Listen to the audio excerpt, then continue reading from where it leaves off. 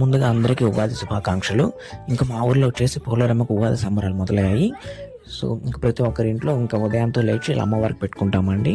So ప్రతి ఇంటికి ఇలా వేప తోరణాలు కట్టుకొని సో అమ్మవారిని ఆహ్వానిస్తూ పూజ చేసుకుంటాము. సో ఉగాది రోజున మా ఊరి దేవతను పూజించడం అనేది మా ఆచారం. అలాగే అమ్మవారికి కోడిని కోసి టెంకాయ కొట్టుకొని మొక్కులు తెచ్చుకుంటామండి. మా ఇంటి ఆచార ప్రకారం ఏంటంటే ప్రతి ఉగాదికి ఇలా అమ్మవారికి చీర సమర్పించుకొని కోడిని కోస్తాము. సో అదేవిధంగా అమ్మవారికి నైవేద్యం పెడతామండి ఇస్తరేసి. ఇంకా అమ్మవారికి ఇష్టమైంది వచ్చేసి అంబలి, దాంతోపాటు కరవాడు పులుసు, ఉగాది పచ్చడి, పానకము, వడపప్పు, పులిహోర ఇవన్నీ అమ్మవారికి సమర్పిస్తాము. మా బుడ్డోడు చూడండి పోలేరమ్మ కొడుకు ఏదో చెప్తున్నాడు, మాకైతే ఏం అర్థం కాలేదు ఏం చెప్తున్నాడు. ఇంకా అమ్మవారికి కోడిని కోసేసి అమ్మవారికి నైవేద్యం పెట్టాము సాంబారాన్ని వేసి.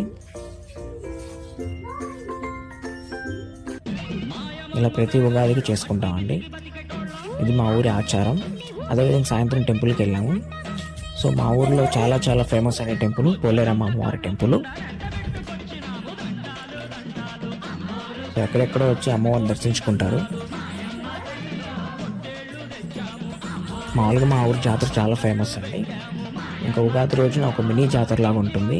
అలాగే మ్యూజికల్ నైట్ కూడా ఈరోజు చేస్తున్నారు.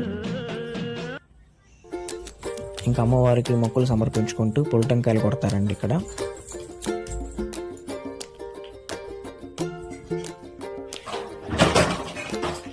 మాకు అమ్మవారి దర్శనం సుమారు గంట సేపు పట్టిందండి.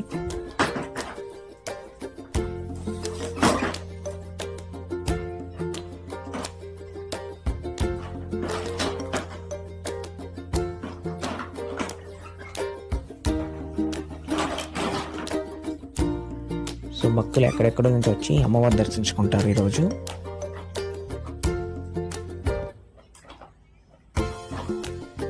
సో వీడియో నచ్చితే లైక్ చేయండి ఫ్రెండ్స్.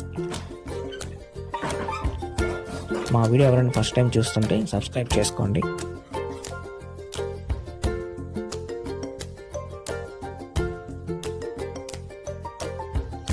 అలాగే మా అమ్మవారి ఆశీస్సులు కూడా అందరికీ ఉండాలని కోరుకుంటున్నాను. సో మరొకసారి అందరికీ ఉగాది శుభాకాంక్షలు అండి.